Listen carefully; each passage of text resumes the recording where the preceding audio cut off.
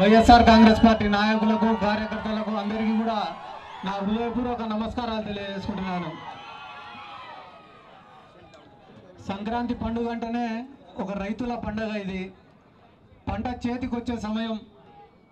ఉద్యోగ రీత్యా, వ్యాపార రీత్యా, చదువుల రీత్యా ఎక్కడెక్కడ ఉండే వాళ్ళు కూడా తిరిగి ఇంటికి వచ్చి కుటుంబ సభ్యులతోటి సంతోషంగా జరుపుకునే రోజు ఈరోజు.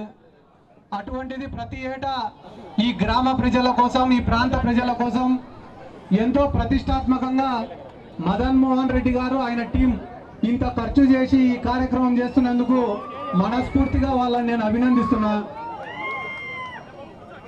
ఎందుకంటే నేను కూడా ఈరోజు ఎందుకు ఇక్కడికి రావడం జరిగిందంటే, మా జిల్లా అధ్యక్షుడు, యోజన విభాగం జిల్లా అధ్యక్షుడు, రాష్ట్ర అధ్యక్షుడిగా వచ్చి మద్దతు తెలపాల్సిన బాధ్యత నా పైన ఉంది కాబట్టి ఈరోజు నేను ఇక్కడికి రావడం జరిగింది.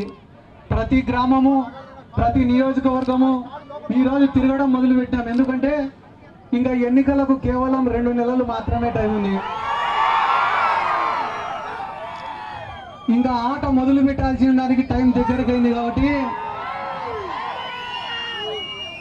ఈ రోజు నుంచి ఖచ్చితంగా గడప గడప తిరుగుతా, ఊరు ఊరు తిరుగుతా, మండలం మండలం తిరుగుతా, నియోజకవర్గం నియోజకవర్గం తిరుగుతా, రాష్ట్రం మొత్తం తిరుగుతా, జెండా కట్టి జనంలోకి పోతా. ఎందుకు ఈ మాట చెప్తున్నానంటే, ఈరోజు జగన్మోహన్ రెడ్డి ఒక్కడు ఒకవైపు, రాష్ట్రంలో ఉండే అన్ని పార్టీలు ఒకవైపు. జగన్మోహన్ రెడ్డి గారికి మద్దతు కూడా కట్టడానికి రాష్ట్రంలో ఉండే యువకులందరినీ కూడా కలుస్తా. ఈ రోజు నుంచి జగన్మోహన్ రెడ్డి గారు చేసిన మంచి గురించి చెప్తా, చంద్రబాబు నాయుడు చేసిన మోసాల గురించి ప్రజలకు వివరిస్తా, రాష్ట్రంలో పెట్టుకుంటున్న అనైతిక పొత్తుల గురించి కూడా అందరికీ చెప్పుకుంటా తిరుగుతా నేను. ఎందుకంటే ఈ రాష్ట్రంలో తెలుగుదేశం పార్టీకి జగన్మోహన్ రెడ్డి అంటే పడదు, జనసేన వాళ్లకు జగన్మోహన్ రెడ్డి అంటే పడదు, బీజేపీ వాళ్లకు జగన్మోహన్ రెడ్డి అంటే పడదు, కాంగ్రెస్ వాళ్లకు జగన్మోహన్ రెడ్డి అంటే పడదు. ఎందుకు పడదు? చంద్రబాబు నాయుడుకు జగన్మోహన్ రెడ్డి గారు అంటే ఎందుకు పడదు?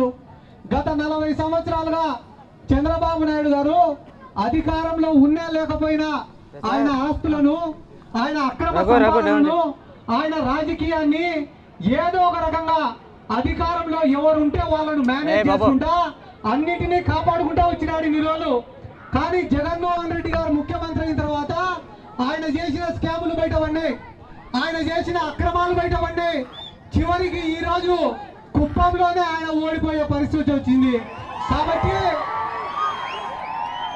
కాబట్టి చంద్రబాబు నాయుడు జగన్మోహన్ రెడ్డి గారిని విమర్శిస్తాడు.